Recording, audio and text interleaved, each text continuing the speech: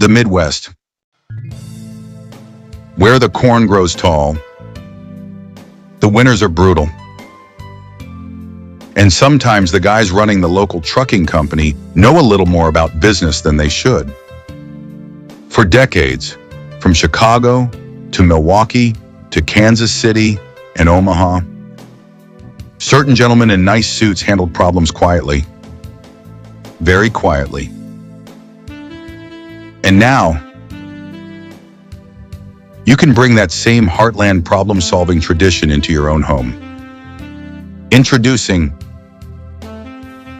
the Midwest Mob Problem Solver Kit, the only household product inspired by the legendary operations of the American Midwest. Inside every box you'll receive the Union Hall negotiation table, perfect for discussing contracts, debts, or who exactly forgot to pay their gambling tab. The Cornfield Privacy Guarantee, because sometimes certain conversations require a very quiet location.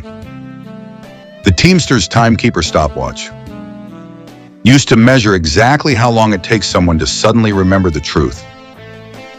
And of course, the Midwest Ledger of Favors, because around here, nobody forgets who owes who. But wait, there's more. Order today and we'll include the Emergency Alibi Generator, Midwest Edition. Spin the dial and instantly receive classic excuses like, I was at the bowling league. I was helping my cousin move snow. I was at the church fish fry.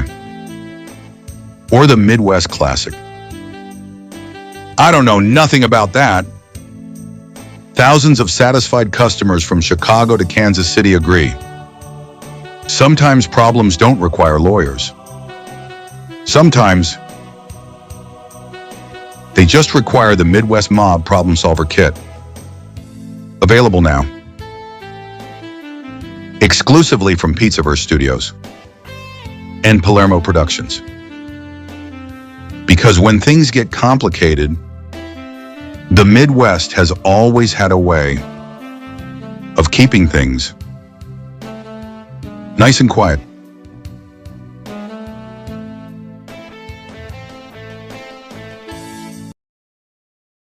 Disclaimer. The following documentary is intended for historical, educational,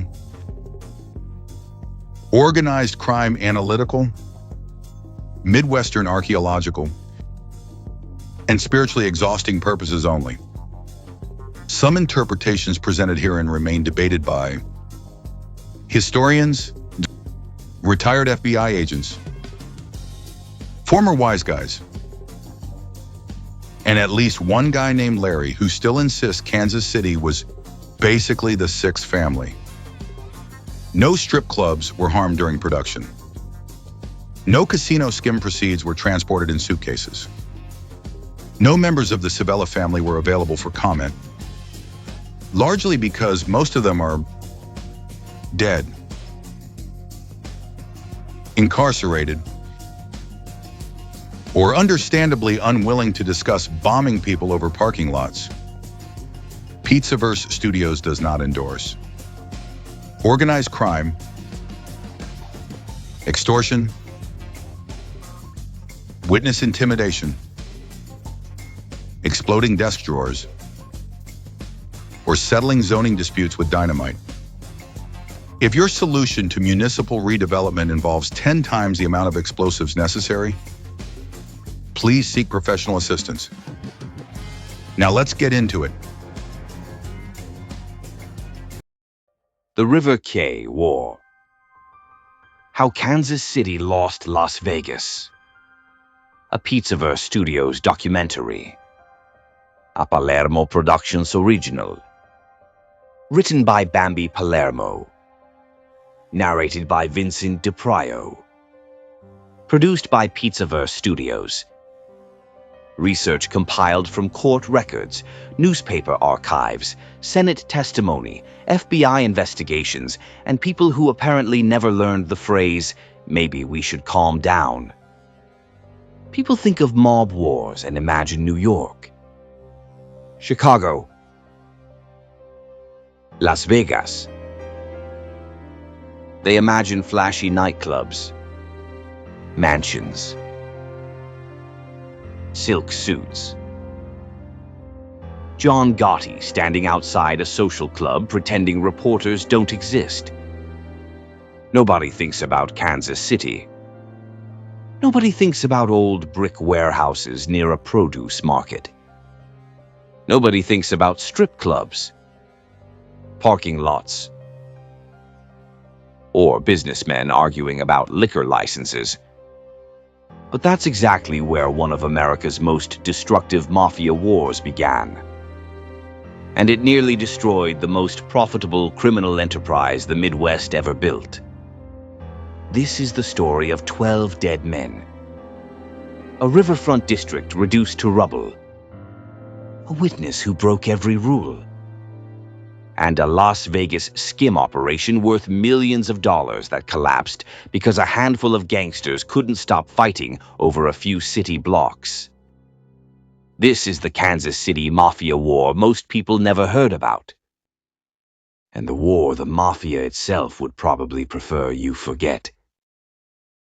Nick Civella's quiet empire.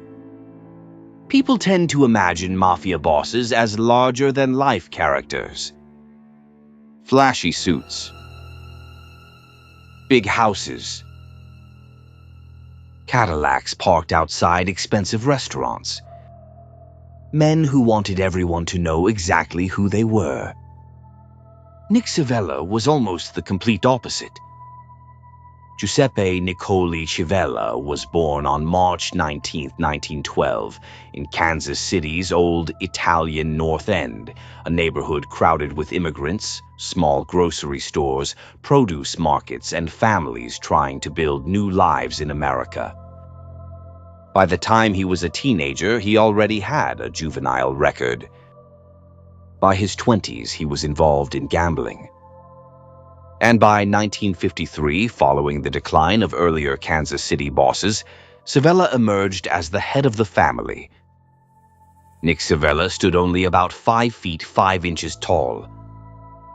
He spoke softly. He dressed conservatively. He lived in a modest house on a quiet street. He drove ordinary cars. He rarely appeared at fashionable restaurants or nightclubs. Neighbors knew him as a pleasant, older Italian man who read newspapers every morning, tended to his yard, and spent afternoons visiting friends. Federal investigators knew something very different. They believed Civella was running one of the most disciplined criminal organizations in America. Kansas City wasn't New York. It wasn't Chicago. The Civella family probably never had more than 60 made members at its height. It lacked the manpower of the 5 families. What it possessed instead was organization, connections, patience, and perhaps most importantly, influence. Nick cultivated relationships throughout the Midwest. He maintained close ties with Chicago boss Joseph Aiuppa. He worked alongside associates connected to Cleveland and Milwaukee. He developed contacts inside labor unions and political circles. Most significantly, he established influence over loans originating from the Teamsters Central States Pension Fund. That pension fund would become one of the most valuable financial tools organized crime ever acquired. Millions of dollars intended for hard-working union members began finding their way into ambitious development projects in Las Vegas. And while investors believed they were financing resorts and casinos, the Midwest Mafia families saw something else entirely. A private cash machine. By the early 1970s, Kansas City had become a silent partner in a criminal empire stretching hundreds of miles westward.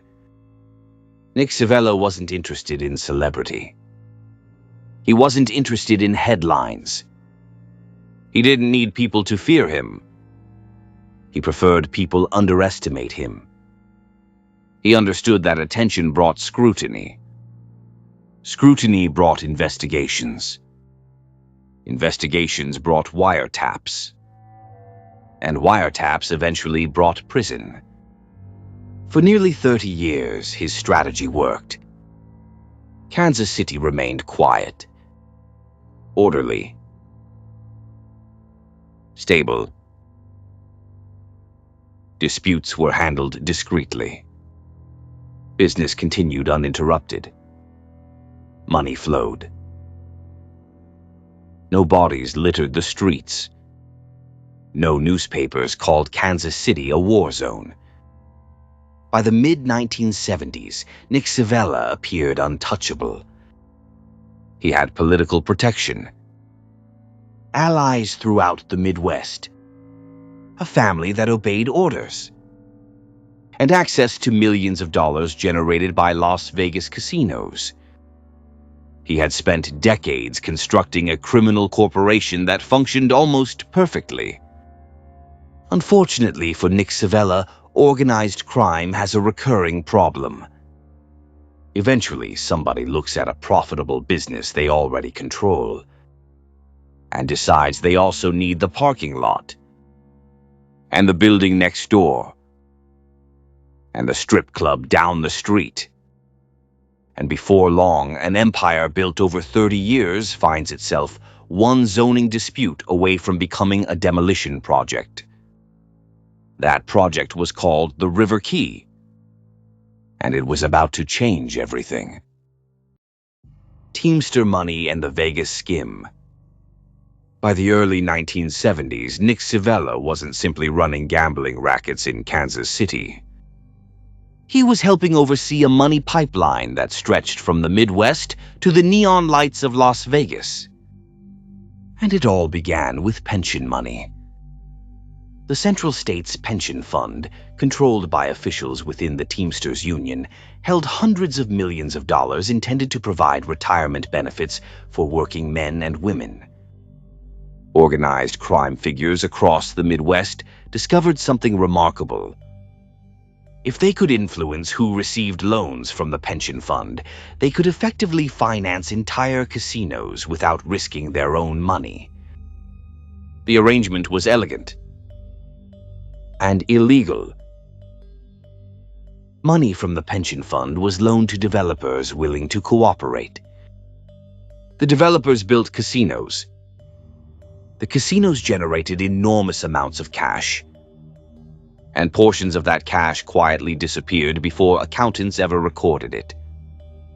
One of the most important beneficiaries was a San Diego businessman named Alan Glick. Through his company, Argent Corporation, Glick obtained approximately $62 million in Teamster-backed loans to purchase and operate the Stardust and Fremont casinos. On paper, Alan Glick was the owner. In reality, he was more of a caretaker.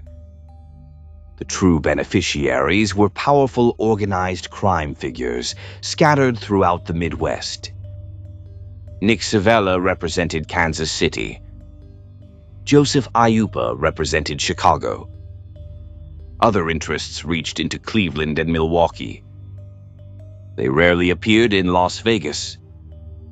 They didn't need offices there. They didn't need their names on corporate documents.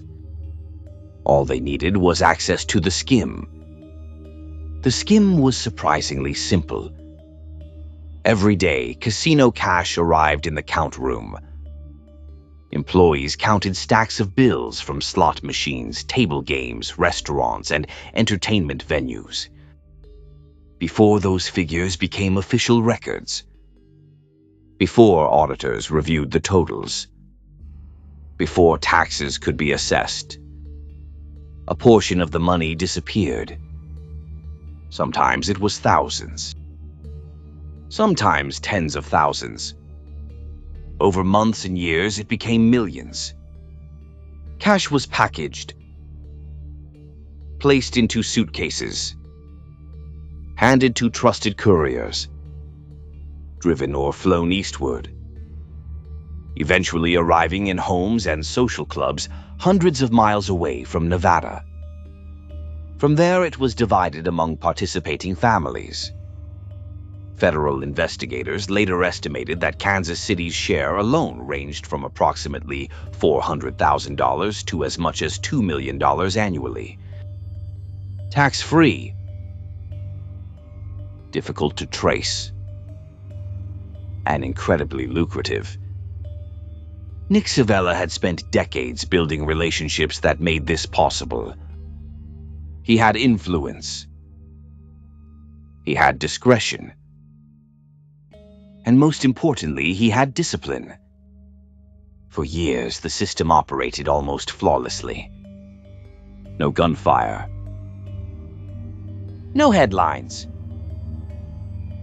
No spectacular murders. Just envelopes. Suitcases.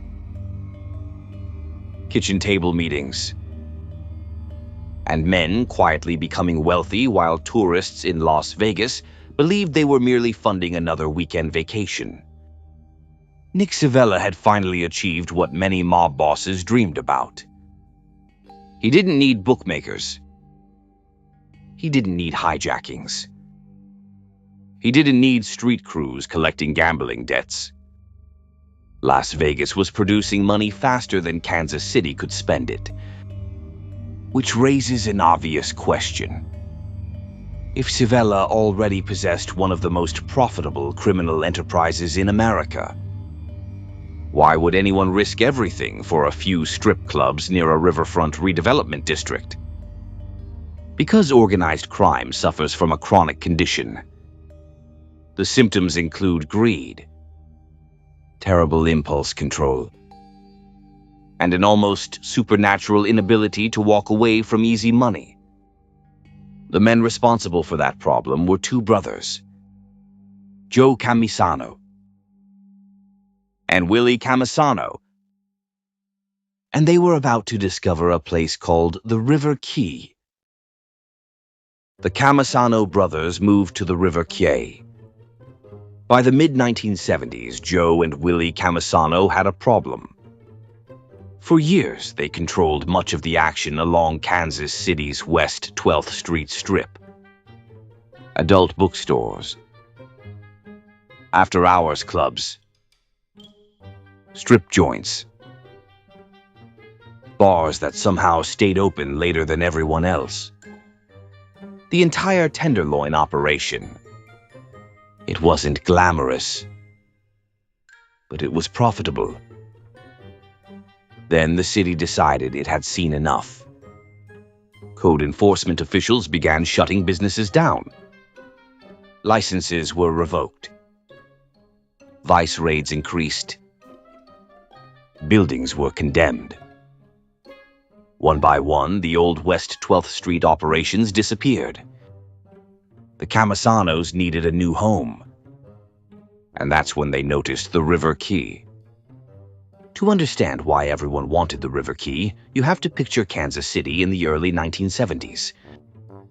For decades, the riverfront had been filled with aging warehouses and neglected buildings. Most people saw decay. A local businessman named Marion Trozzolo saw opportunity. Trozzolo began purchasing old brick warehouses near the city market and renting them to entrepreneurs for remarkably low prices. He envisioned something inspired by New Orleans' French Quarter. Restaurants, family bars, antique stores, art galleries, live music. A pedestrian district where people could spend an evening without worrying about crime. And for a while, it worked. By 1975, the River Quay was thriving.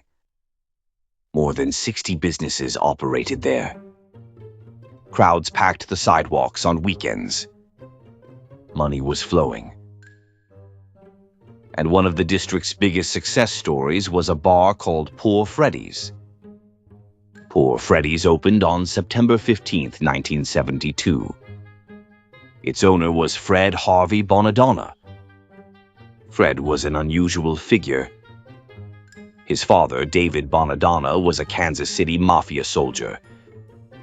But David wanted his son nowhere near organized crime. He encouraged Fred to stay legitimate, run businesses, buy property, earn money honestly. Fred listened. Poor Freddy's became wildly successful. Fred purchased additional buildings. He controlled valuable parking lots. He invested heavily in the neighborhood. And he wanted to preserve Trozzolo's original vision. No strip clubs. No prostitution. No adult theaters. No mob hangouts. Just bars. Restaurants. Live music. And families walking around downtown. Unfortunately, Fred made one mistake. Just one. During a conversation with a member of the Civella family, Fred mentioned that his businesses were bringing in $10,000 a week. It was probably an exaggeration. Friends later suggested he was making roughly half that amount. But it didn't matter. The number traveled. Eventually, it reached Nick Civella. And suddenly, a neighborhood he had barely noticed became very interesting. At the same time, Joe and Willie Camisano desperately needed somewhere to relocate their adult entertainment operations. And now they had the blessing of the boss. What began as polite conversations soon became pressure. Joe Camisano wanted Fred's parking lots. He wanted Fred to cooperate. He wanted adult businesses moved into the River Quay. The Chelsea Theater was already operating. Plans existed for additional clubs. Strip joints were waiting for approval. And Fred Bonadonna kept saying no. He attended city council meetings. He challenged liquor license applications. He spoke with politicians. He organized opposition. He believed local government would protect legitimate businesses. Fred understood politics. What he didn't understand was mafia mathematics. Because in organized crime, refusing a request isn't simply disagreement. It's disrespect. And disrespect creates debt. Someone eventually has to pay it.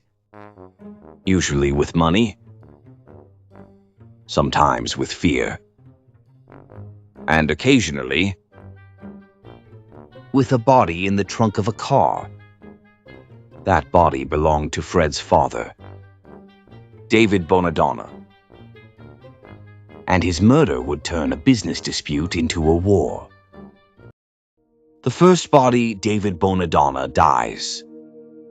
By the summer of 1976, the argument over the River Quay had stopped being a disagreement about zoning, liquor licenses, and parking lots.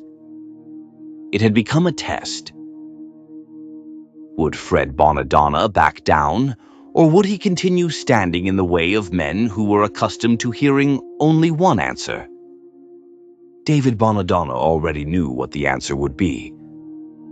He had spent decades around organized crime. He understood how these things worked.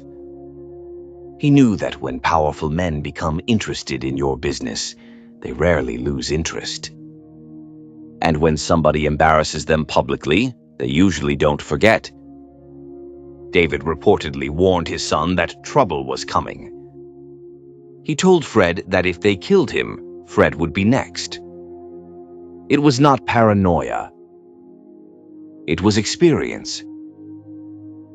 On July 22, 1976, David Bonadonna attended a meeting at a Kansas City social club. Afterward, he climbed into his Ford Mustang and drove away. He never returned home. For 2 days, his family searched for answers. Then, on July 24th, a parking attendant at Kansas City International Airport noticed an abandoned vehicle. Authorities opened the trunk. David Bonadonna was inside. He had been shot once behind the ear. He was 68 years old. There was no robbery, no struggle, no witnesses willing to talk. Just another dead man in a trunk. Another message. And everybody in Kansas City's underworld understood exactly what that message meant. This wasn't really about David Bonadonna. David had tried to leave that life behind. He had encouraged his son to build legitimate businesses, to stay out of trouble, to make money without gambling, extortion, or prostitution. His murder was aimed at somebody else. Fred Harvey Bonadonna. The message was simple. You can fight City Hall if you want. You can fight politicians. You can fight zoning boards. But don't fight us. Fred didn't fold. If anything, his father's murder convinced him that compromise was impossible. He continued opposing the River Quay takeover. He kept pressuring city officials. He kept saying no. And the violence accelerated. November 17, 1976. Kansas City mob associate John Braccato, known as Johnny B., disappeared. His body was later discovered in the trunk of his automobile at the airport. Same pattern. Same symbolism. Same reminder that Kansas City gangsters apparently had a preferred parking arrangement for homicide victims. Then came February 19, 1977. John Amaro, known on the streets as Johnny Green, was shot to death inside his own garage. Amaro had connections to the Civella organization. People started asking questions. Was somebody retaliating? Was somebody settling old scores? Was everyone simply killing everyone else? Nobody seemed entirely sure anymore. 3 days later, on February 22nd, 1977, another man died. Harold Bowen, nicknamed Sonny. Bowen walked into Pat O'Brien's bar on the River Quay. The place was crowded. People were drinking, talking, laughing, living their lives. A gunman entered behind him carrying a shotgun. He fired. Bowen collapsed to the floor. Dozens of witnesses watched. Dozens of witnesses suddenly developed severe memory problems. Nobody saw anything. Nobody remembered anything. Nobody wanted to testify. Because that's how Kansas City worked. You drank your beer. You stared into your glass. You paid your tab. And you went home pretending you had spent the evening alone. By early 1977, Fred Bonadonna understood something important. His father had been right. He wasn't going to win. At least not by staying in Kansas City. In February 1977, Fred disappeared. He left town. Went into hiding. Waited. And hoped distance would be enough. It wasn't. Because on March 27, 1977, the River Quay exploded, and the war entered its most violent phase. Bombs on Delaware Street, March 27, 1977. By the spring of 1977, the River Quay was no longer an entertainment district. It was contested territory. Business owners were nervous. Customers were staying home. Rumors spread faster than newspaper headlines. People whispered about who might be next. Fred Bonadonna had already fled Kansas City. He understood that his father's murder hadn't ended the dispute. It had merely announced a new stage of it. And in the early morning hours of March 27, 1977, Kansas City received its answer. At approximately 1:15 a.m., a massive explosion shattered the quiet along Delaware Street. Residents several blocks away reported feeling their homes shake. Windows rattled. Car alarms sounded. People ran outside expecting to see a gas main rupture or an industrial accident. Instead, they found devastation. Pat O'Brien's bar was gone. Judge Roy Beans was gone. 2 buildings owned by Fred Harvey Bonadonna had been reduced to heaps of brick, twisted steel, and broken glass. Federal investigators arriving later that morning concluded that whoever planted the bombs used roughly 10 times the amount of explosive necessary to destroy the structures. 10 times? That detail matters. Because this wasn't simply an attempt to damage property. This wasn't intimidation. This wasn't vandalism. This was theater. Violent theater. An announcement written in smoke and rubble.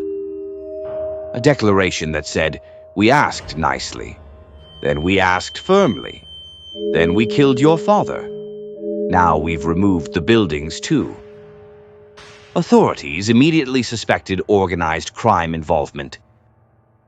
But proving who ordered the bombing was another matter entirely. The discreet city. The city where organized crime made money without attracting attention. Instead, the River Quay was beginning to resemble something out of a war zone. And the violence was far from over. Because the Savellas weren't the only people carrying grudges. There was another faction watching everything unfold. The Sparrow Brothers. Mike. Joe. Carl. Nick. They weren't members of the Savella family. They had never been formally inducted. But they had influence. Associates. Friends. People willing to fight. And they believed the River Quay takeover had gone too far. More importantly, they hated Willie Camisano. Old arguments. Old insults. Old business disputes.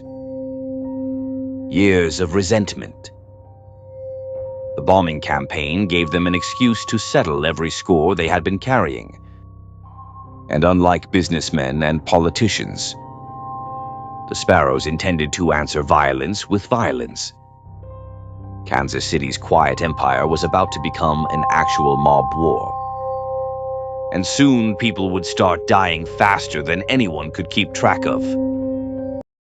The Sparrow Brothers fight back. By the summer of 1977, the River Quay conflict had grown beyond Fred Bonadonna, parking lots, and adult theaters. People were now choosing sides. Old grudges resurfaced. Friendships disappeared. Associates who once sat at the same social clubs stopped speaking to one another. And in the middle of it all stood the Sparrow Brothers. Mike, Joe, Carl, and Nick. The Sparrows occupied an unusual position within Kansas City's underworld. They were Italian. They had connections.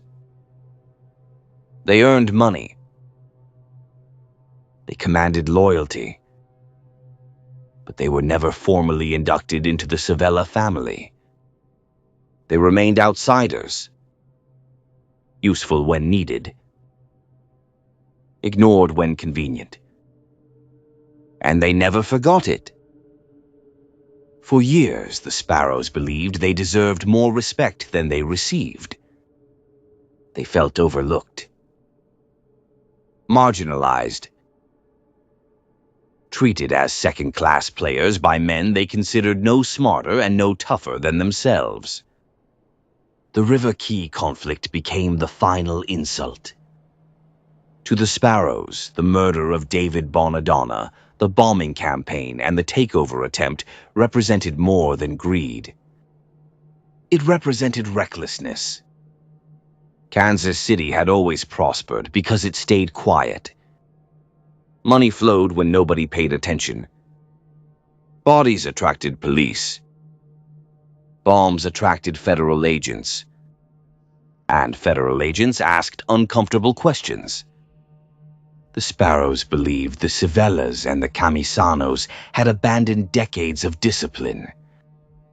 And if the Civellas were going to start acting like New York gangsters, then the Sparrows would answer in kind. The violence escalated. On August 5th, 1977, Kansas City mob associate Gary Parker climbed into his automobile outside his home. He turned the key. Seconds later, the vehicle exploded. The blast tore the car apart.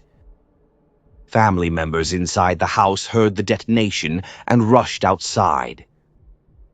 They found only wreckage. Parker became another casualty in a war that seemed to expand every month. Then came 1978, the deadliest year of the conflict. May 2, 1978. Myron Mancuso, known to friends and associates as Alley Cat Andy, shot to death behind the wheel of his car. 2 days later, May 4. Michael Massey, nicknamed Minuteman Mike, also shot to death while sitting in his automobile. 2 killings, 48 hours apart. Same neighborhood. Same general method. Somebody was clearing a ledger. And business was booming. Then came May 17th, 1978. The Virginian Tavern. Admiral Boulevard. River Quay District. Late afternoon. Mike Sparrow. Joe Sparrow. Carl Sparrow. Sitting together in a booth. Eating. Talking. Relaxing. This was their place. Their neighborhood. Their territory. Or so they believed.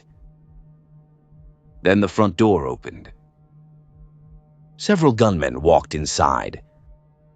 No warning. No speeches. No dramatic one-liners suitable for Hollywood movies. Just gunfire.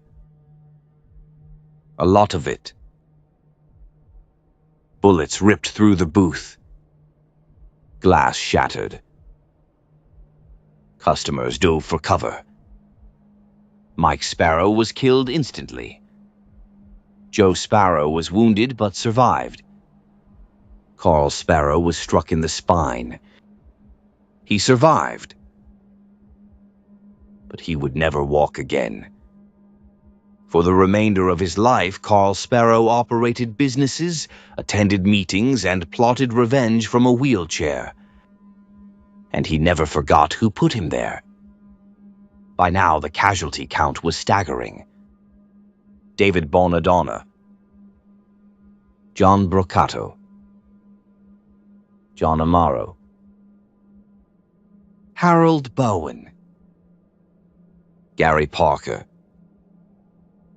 Myron Mancuso, Michael Massey, Mike Sparrow.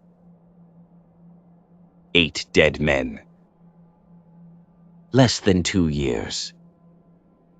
And remarkably little national attention. Because Kansas City wasn't supposed to look like this. Las Vegas made headlines. Chicago made headlines. New York sold newspapers. Kansas City remained an afterthought. A quiet Midwestern city where tourists visited barbecue restaurants and jazz clubs.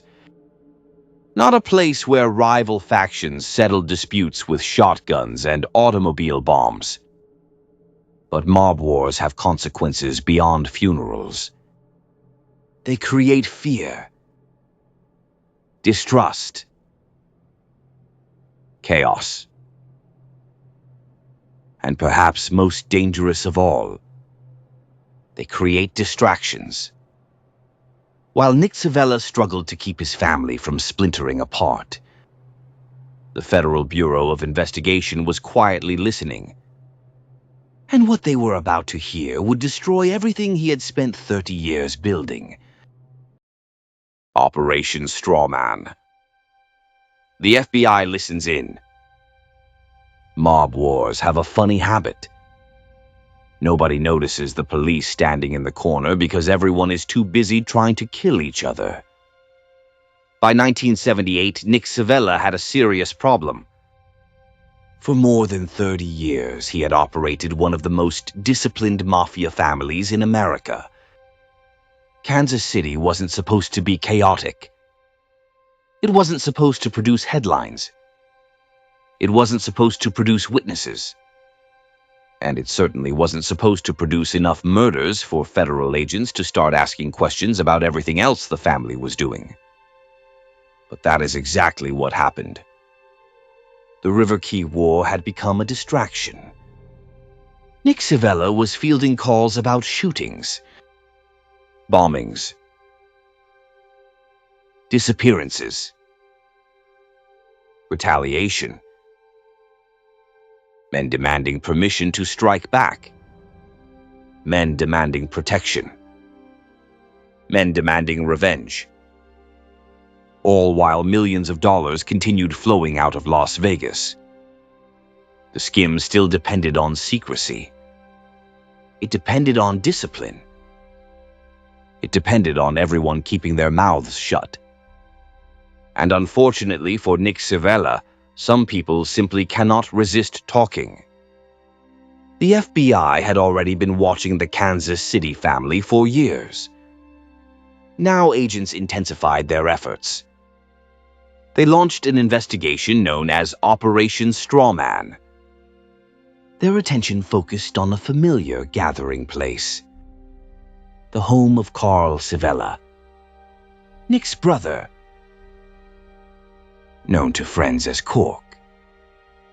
Agents installed listening devices, conducted surveillance, followed associates, recorded meetings, and waited. Eventually, patience paid off, because the people sitting around Cork Savella's kitchen table talked. A lot. They discussed Las Vegas. They discussed the Tropicana. They discussed couriers. They discussed envelopes full of cash. They discussed who was receiving money in Chicago, who was receiving money in Cleveland, who was receiving money in Milwaukee. And they discussed a man named Joseph Agosto. Agosto managed the famous Folies Bergère revue at the Tropicana. Officially, he was a casino executive. Unofficially, investigators believed he was Kansas City's representative inside the operation. They also heard conversations involving Carl DeLuna. known as Tuffy. DeLuna had another unfortunate habit. He wrote things down. A lot of things. Amounts. Dates. Distributions. Payments. Records. Ledgers. Notes that organized crime families generally prefer not to preserve for future generations. Because unlike oral traditions, paper has terrible loyalty. Paper never forgets. Paper never asks for a lawyer. And paper testifies forever. As agents collected recordings, they began assembling the entire structure. Alan Glick. Argent Corporation. The Stardust. The Fremont. The Tropicana. The Teamsters loans. The Skim. The Couriers. The Kitchens. The envelopes. Everything. Years of secrecy slowly transformed into evidence. And while Operation Strawman gathered momentum, the River Quay war continued consuming lives. People still wanted revenge. People still wanted payback. People still wanted somebody else dead. And among them was Joe Sparrow, the brother who survived the massacre at the Virginian Tavern. He had spent 2 years carrying wounds, carrying grudges, carrying plans. Friends later claimed he intended to strike back against the Civellas. But revenge has an unfortunate tendency. Sometimes it arrives first. On June 18, 1980, Joe Sparrow was working inside a shed on his property. An explosion ripped through the building. Joe Sparrow died instantly. Authorities ruled it an accident. Officially, he had been experimenting with explosives. Unofficially, almost nobody believed that story. Kansas City residents had become experts at reading between the lines. And the line most people read was simple. Someone reached Joe Sparrow before Joe Sparrow reached them. By now, the war had already claimed almost everyone who mattered. But the FBI wasn't interested in revenge. The FBI wanted convictions. And after years of listening, years of recording, years of collecting evidence, they were finally ready to move. Vegas falls apart. Agosto flips. DeLuna's notebooks. Civella dies. By 1981, the FBI had accumulated enough evidence to begin dismantling the Midwest's casino skimming empire. Years of surveillance. Years of wiretaps. Years of handwritten notes. Years of conversations that should have remained unspoken. Federal prosecutors presented their case to a grand jury in Kansas City. Indictments followed. Nick Civella, Carl Cork Civella, Carl DeLuna, Carl Thomas, Joseph Agosto, and several others. The charge was conspiracy to skim money from Las Vegas casinos. For men who had spent decades avoiding serious convictions, it was devastating. The skim had survived because everyone involved followed the same rules. Speak carefully. Trust only a handful of people. Never write anything down. And above all,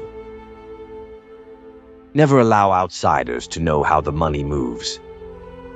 By the early 1980s, every one of those rules had been broken. Carl DeLuna's notebooks documented payments, distributions, and percentages. Wiretaps captured conversations about casino operations. Investigators knew who carried the money, who received the money, and who expected an envelope at the end of the month. Then came Joseph Agosto. Agosto had served as Kansas City's man inside the Tropicana. Publicly, he was known as the producer of the famous Folies Bergère revue. Privately, prosecutors believed he helped supervise the removal of skimmed cash before it entered official casino records. Facing prison, Agosto made a decision few mobsters ever want to make. He cooperated. The man trusted to oversee millions of dollars suddenly became the government's most valuable witness. Agosto explained the count room procedures. He described meetings in Kansas City. He identified participants. He talked about couriers, kitchen table discussions, and the division of proceeds among Midwest crime families. Combined with the recordings and DeLuna's records, his testimony was devastating. The first strawman trial began in 1983. Nick Savella never sat inside that courtroom. By then, he was dying. Years of smoking had caught up with him. He suffered from lung cancer. On March 12, 1983, Nick Savella died. He was 70 years old. For 3 decades, he had ruled Kansas City's underworld. He had transformed a relatively small mafia family into an influential Midwestern power. He had helped control millions of dollars flowing from Las Vegas. And despite countless investigations, he spent only a small portion of his life behind bars. But the empire he built was collapsing around him. In July 1983, jurors returned guilty verdicts. Carl Savella was convicted on 9 counts. Carl DeLuna was convicted on 13 counts. Carl Thomas was convicted. Agosto pleaded guilty in exchange for his cooperation. Only weeks after testifying, Joseph Agosto suffered a fatal heart attack in August 1983. He never lived long enough to enjoy whatever remained of his freedom. Sentences were imposed later that year. Carl Savella received 75 years in federal prison. Carl DeLuna later pleaded guilty to additional skimming charges and received 16 more years, along with substantial financial penalties. The operation Nick Savella spent a decade perfecting was finished. Argent Corporation eventually sold its casino interests. Alan Glick cooperated with investigators. The Midwest families lost access to one of the most profitable criminal ventures in American history. Las Vegas was changing. Corporate ownership was replacing organized crime. Accounting firms were replacing couriers. Security cameras were replacing trust. And while the skim was gone, the River Quay War still had unfinished business. Because one Sparrow brother remained alive. Carl Sparrow. The man in the wheelchair. The man who spent 6 years planning revenge. And someone was about to make certain that revenge never arrived. The last bodies, Carl Sparrow, Anthony Tiger Cardarella, and Felix Little Phil Farina. By 1984, the River Quay War should have been over. Las Vegas was lost. Operation Strawman had exposed the skim. Nick Savella was dead. The old order was collapsing. Most reasonable people would have accepted defeat. These were not reasonable people. Carl Sparrow had survived the massacre at the Virginian Tavern 6 years earlier. A bullet had shattered his spine. He spent the rest of his life in a wheelchair. But surviving had not made him cautious. It had made him angry. Friends later recalled that Carl talked constantly about revenge. He blamed the Civellas for what happened at the Virginian. He blamed them for Mike Sparrow's death. He blamed them for destroying his family. And he reportedly told several people that he intended to strike back, even if it cost him his life. On the morning of January 6, 1984, Carl Sparrow arrived at his business, 5 Star Investment, a used car lot near downtown Kansas City. He wheeled himself into his office, opened a desk drawer, and the bomb hidden inside detonated. Carl Sparrow died instantly. There were no arrests, no witnesses, no confessions. Just another bomb, another body, and another score quietly settled.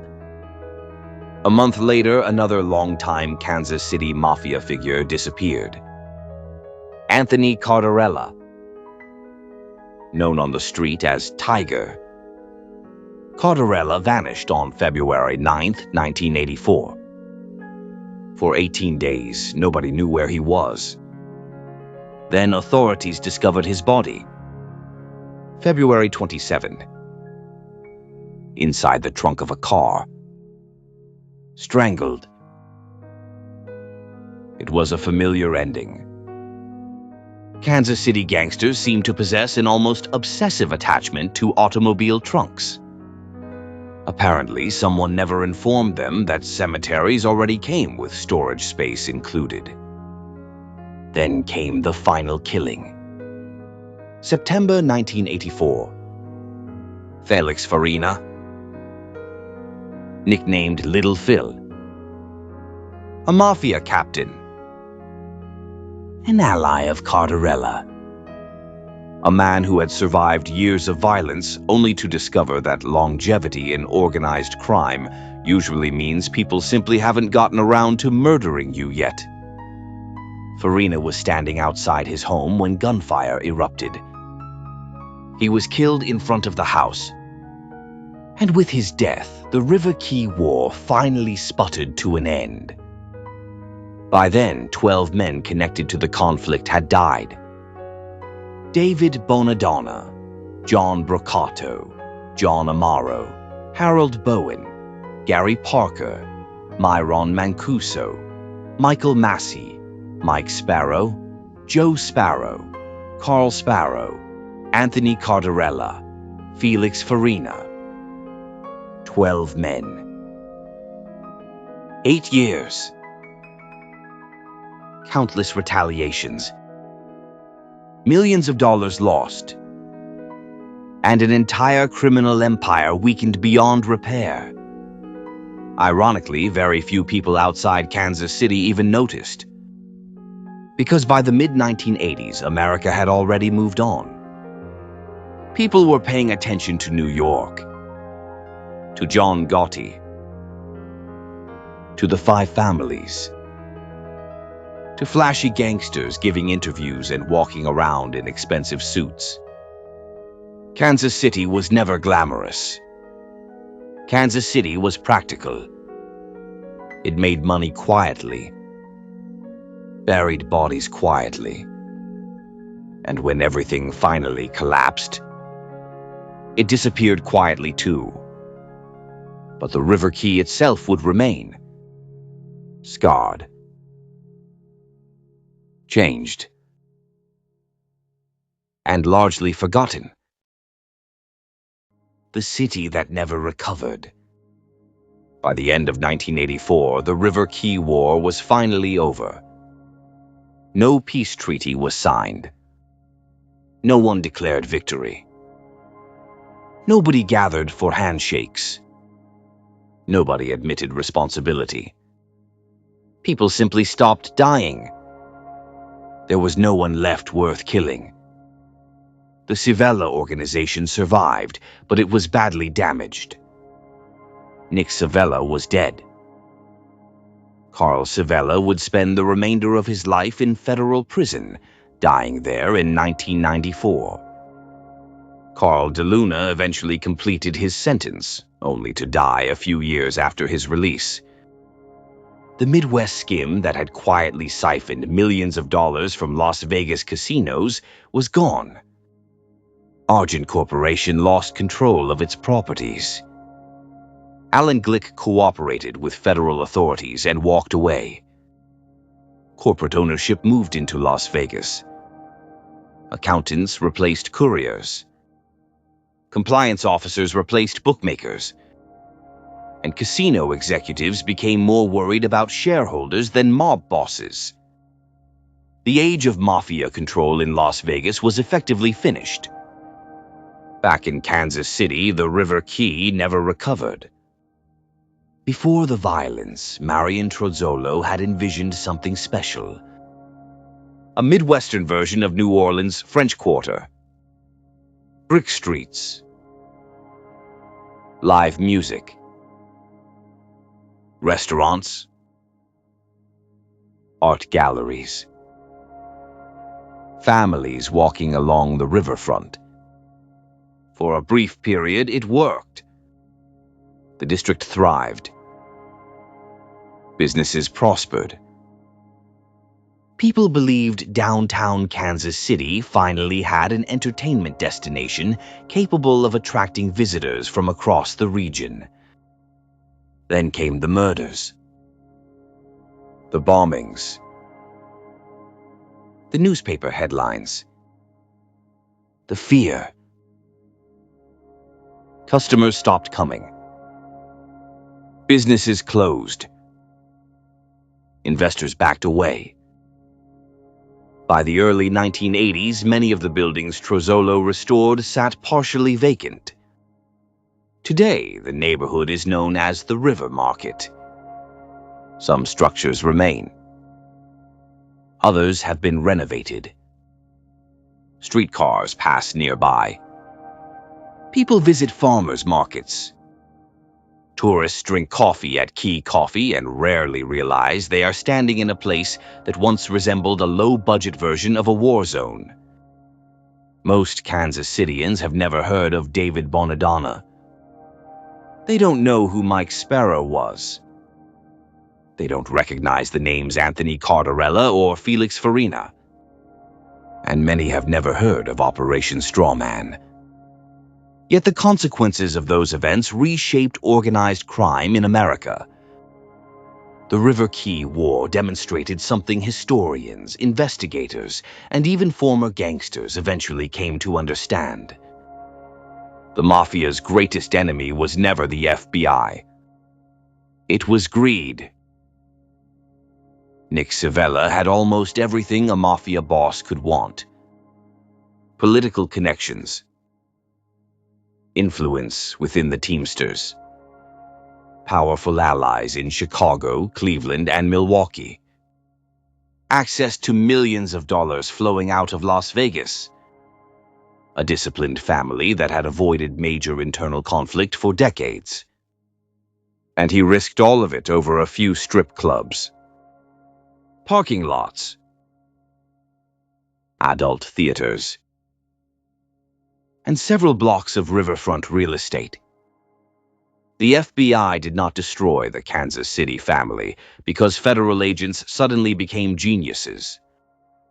The FBI succeeded because the River Quay War distracted everyone involved. The war forced men to make mistakes. The war encouraged conversations inside bugged kitchens. The war pushed associates toward cooperation. The war exposed relationships that had remained hidden for years. Nick Civella spent 30 years building one of the most profitable and disciplined mafia organizations in America. And in the end, he traded much of it away for control of businesses that didn't even survive him. That is the real lesson of the River Quay War. Organized crime rarely collapses because of outside pressure alone. It collapses because eventually someone decides they need just a little bit more. A little more territory. A little more money. A little more influence. And before long, empires built over decades disappear beneath piles of brick, shattered glass, federal indictments, and casualty lists nobody reads anymore. Martin Scorsese's Casino remembered the skim. History remembered Las Vegas. But Kansas City paid the price. Kansas City was the brain. Vegas was the body. And the River Quay War was the wound that finally bled the Midwest Mafia dry. By the end of 1984, the River Quay War was finally over. No peace treaty was signed. No one declared victory. Nobody gathered for handshakes. Nobody admitted responsibility. People simply stopped dying. There was no one left worth killing. The Civella organization survived, but it was badly damaged. Nick Civella was dead. Carl Civella would spend the remainder of his life in federal prison, dying there in 1994. Carl DeLuna eventually completed his sentence, only to die a few years after his release. The Midwest skim that had quietly siphoned millions of dollars from Las Vegas casinos was gone. Argent Corporation lost control of its properties. Alan Glick cooperated with federal authorities and walked away. Corporate ownership moved into Las Vegas. Accountants replaced couriers. Compliance officers replaced bookmakers, and casino executives became more worried about shareholders than mob bosses. The age of mafia control in Las Vegas was effectively finished. Back in Kansas City, the River Quay never recovered. Before the violence, Marion Trozzolo had envisioned something special. A Midwestern version of New Orleans' French Quarter. Brick streets, live music, restaurants, art galleries, families walking along the riverfront. For a brief period, it worked. The district thrived. Businesses prospered. People believed downtown Kansas City finally had an entertainment destination capable of attracting visitors from across the region. Then came the murders, the bombings, the newspaper headlines, the fear. Customers stopped coming, businesses closed, investors backed away. By the early 1980s, many of the buildings Trozzolo restored sat partially vacant. Today, the neighborhood is known as the River Market. Some structures remain, others have been renovated. Streetcars pass nearby. People visit farmers' markets. Tourists drink coffee at Key Coffee and rarely realize they are standing in a place that once resembled a low-budget version of a war zone. Most Kansas Cityans have never heard of David Bonadonna. They don't know who Mike Sparrow was. They don't recognize the names Anthony Cardarella or Felix Farina. And many have never heard of Operation Strawman. Yet the consequences of those events reshaped organized crime in America. The River Quay War demonstrated something historians, investigators, and even former gangsters eventually came to understand. The Mafia's greatest enemy was never the FBI, it was greed. Nick Civella had almost everything a Mafia boss could want. Political connections, influence within the Teamsters, powerful allies in Chicago, Cleveland, and Milwaukee, access to millions of dollars flowing out of Las Vegas, a disciplined family that had avoided major internal conflict for decades. And he risked all of it over a few strip clubs, parking lots, adult theaters, and several blocks of riverfront real estate. The FBI did not destroy the Kansas City family because federal agents suddenly became geniuses. The FBI succeeded because the River Quay War distracted everyone involved. The war forced men to make mistakes. The war encouraged conversations inside bugged kitchens. The war pushed associates toward cooperation. The war exposed relationships that had remained hidden for years.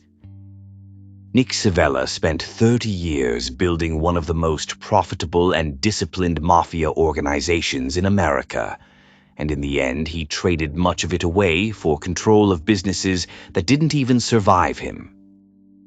That is the real lesson of the River Quay War. Organized crime rarely collapses because of outside pressure alone. It collapses because eventually someone decides they need just a little bit more. A little more territory, a little more money, a little more influence, and before long, empires built over. The Mafia spent decades selling a myth: honor, tradition, brotherhood, respect. The River Quay War tells a different story, a story about insecurity, bad decisions, petty rivalries, and grown men destroying entire neighborhoods because they couldn't accept hearing the word no.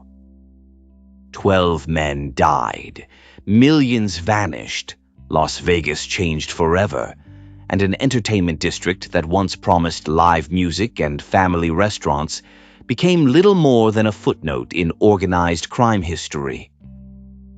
Perhaps that's fitting, because in the end, organized crime doesn't build much of anything. It mostly leaves behind empty buildings, grieving families, court transcripts, and documentaries narrated by sarcastic Italians wondering why nobody simply opened another bar somewhere else. If you enjoyed this documentary, consider supporting Pizzaverse Studios. Like, subscribe, share, leave a comment, and join us next time as we dig through another forgotten corner of history. Because here in the Pizzaverse, we don't rewrite history. We excavate it.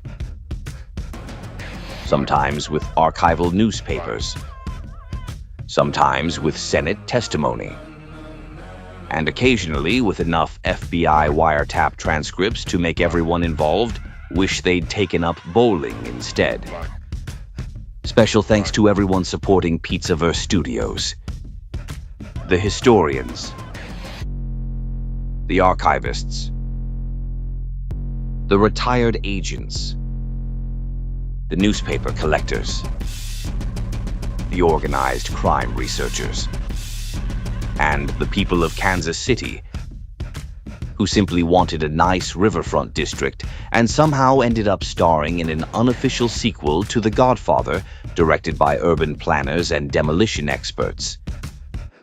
Thank you for watching. And remember, if a mafia captain suddenly develops a strong interest in your parking lot, you should probably sell the parking lot or move to Nebraska immediately. Nick Civella spent 30 years building one of the quietest and most profitable mafia families in America. Then apparently decided parking lots and topless bars were worth risking an entire Las Vegas money pipeline. They were not. Carl Civella, Nick's brother, known as Cork, hosted kitchen meetings so informative that federal agents probably considered sending thank you cards. Joseph Agosto produced the Foley's Bergère show in Las Vegas and later performed his most memorable act, explaining the skim operation to a federal jury. Fred Harvey Bonadonna wanted a family-friendly entertainment district with music, restaurants, and parking lots. Accidentally discovered that organized crime prefers a different urban planning model. David Bonadonna tried to keep his son legitimate, warned him exactly what would happen, and unfortunately turned out to be completely correct. Joe Camisano looked at a thriving nightlife district and concluded it needed more adult bookstores and significantly more explosives. Willie Camisano, nicknamed the Rat long before anybody was cooperating with the government. The nickname referred to being sneaky, which sounds better than what people usually mean. Marion Trozzolo tried to build Kansas City's answer to the French Quarter and instead got an unsolicited lesson in mafia conflict resolution.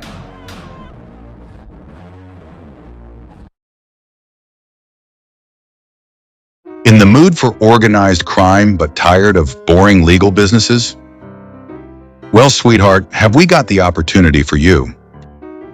Nucky Johnson's Boardwalk Hospitality Package, where corruption meets customer service. Come on down to beautiful Atlantic City, New Jersey. The only vacation destination where the judges are crooked, the cops are paid off, and the whiskey's somehow safer than the government-approved stuff. Illegal liquor, underground casinos, chorus girls, police raids scheduled conveniently after business hours. At Nucky Johnson's Atlantic City, we believe every hardworking American deserves three things: liquor, gambling, and the comforting illusion that laws are optional. Tony Bum Pizza. I came here for a weekend in 1927 and lost my house. Virginia Hill. I married 3 gangsters and 2 politicians, sometimes the same guy. Giacomo A. I got arrested, released, and rearrested all before dinner. Outstanding service. Tired of boring legal entertainment? Well, step onto the boardwalk, sweetheart.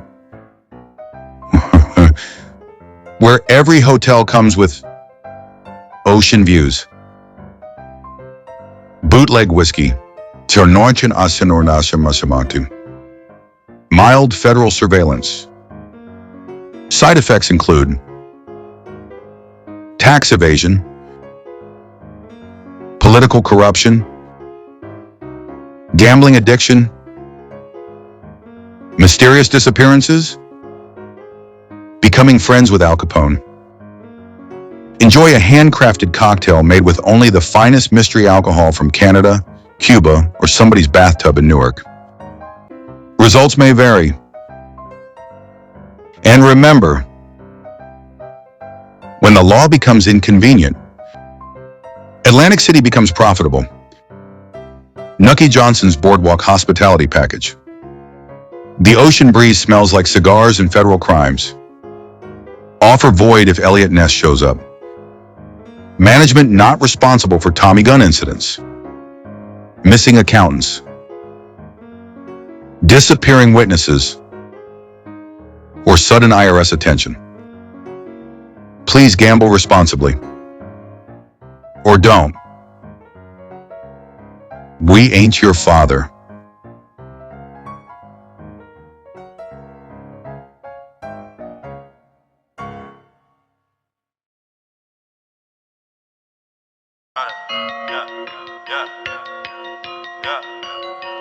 Yeah, I done did a lot of things in my day, I admit it. I don't take back what I say. If I said it, then I meant it. All my life I won a Grammy, but I probably never get it. I ain't never had no trophy or no motherfucking ribbon. Fuck the system, I'm that nigga, bend the law, cut the rules. I'm about to risk it all, I ain't got too much to lose. Y'all been eating long enough, it's my turn to cut the food. Pass the plate, with my drink, this my day. Lucky you, fuck you too. Woo! Y'all gotta move, y'all gotta move. Gotta move, give me some room, give me some room, give me the juice. How about the coupe? How about the coupe? How about the shoot? Y'all gotta move, y'all gotta move, give me the juice. Back on my bullshit, my back to the wall, turn my back on you all and you finish. Back to these bullets, it's back to the job, put my Mac out and all of you running.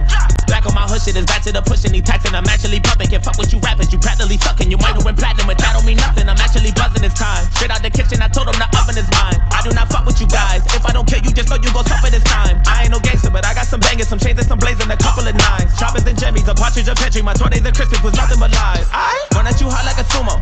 They say I talk like a chulo. I live in Mars, I'm not Bruno. Bitch, I'm a duck, call me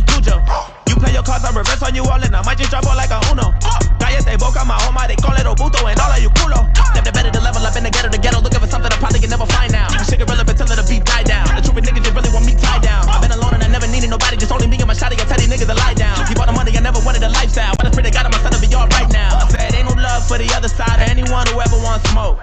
When I die, I'm going out as the underdog who never lost hope. You in the wrong cab, down the wrong path, nigga, wrong way, wrong road. Snakes in the grass, trying to slither fast. I just bought a fucking lawnmower. I said a lot of things in my day. I admit it, this is payback in a way. I regret it that I did it. I done won a couple Grammys, but I sold my soul to get them. Wasn't in it for the trophies, just the fucking recognition. Fuck's the difference, I'm that cracker, been the law. Fuck the rules, man, I used to risk it all. Now I got too much to lose. I've been eating long enough, man, my stomach should be full. I just ate, lick the plate, my buffet. Lucky me, fuck you think. I got a couple of mentions, still I don't have any manners. You got a couple of ghostwriters, but to these kids it don't actually matter. They're asking me what the fuck happened to hip-hop. I said I don't have any answers, cause I took a nap when I dropped my last album. It hurt me like hell, but I'm back on these rappers. And actually coming from humble beginnings, I'm somewhat uncomfortable winning. I wish I could say what a wonderful feeling. We're on the upswing like we're punching the ceiling, but nothing is feeling like anyone has any fucking ability to even stick to a subject. It's killing me, the inability to pin humility. Why don't we make a bunch of fucking songs about nothing and mumble and bucket? I'm going for the juggler, shit is a circus. You clowns that are coming up don't give an ounce of a motherfucker about the ones that were here before you that made rap. Let's recap, way back, and tease that. Recap on tape decks, 8 tats with a G-raps. That we need 3 stacks ASAP and bring that to the ace back, cause half of these rappers have brain damage. All the lean rapping, face tats served out like tree sap. I don't hate trap and I don't wanna seem mad, but in fact would've owed me at the same cat that would take that feedback and aim back. I need that, but I think it's inevitable. They know what button to press or whatever to pull to give me the snap though. And if I paid attention I'm probably making it bigger, but you've been taking your dicks on a fucking backhoe. On the freaking minute got me thinking of finishing everything with a seed of minutes and reaping the benefits. I'm asleep at the wheel again as I'm beginning to thinking about an evil intent of another beat. I'm a killigan, cause even if I got it in a beating a pill again, even ketamine and methamphetamine with a mini tin, it better be at least 70 or 300 milligram. And I might as well, cause I'ma end up being a villain again. Levels to this shit, I got an elevator. You could never say to me I'm not a fucking record breaker. I sound like a broken record every time I break a record. Nobody could ever take away the legacy I made. I never cater, motherfucker never got a right to be this way. I got spite inside my DNA, but I roll till the wheels fall off. I'm working tirelessly, it's the moment y'all been waiting for, like California wishing rain and pour, and that drought y'all been praying for. My downfall, from the 8 Mile to the South Pass to the same marshal, that outlaw that they say is a writer might have fell off. I'm back on that bull like the cowboy. So y'all gotta move, yeah, y'all gotta move, yeah, y'all gotta move. Give me some room, give me some room, give me the juice. How about the coupe? How about the coupe? How about the shoot? Y'all gotta move, y'all gotta move. Give me the juice.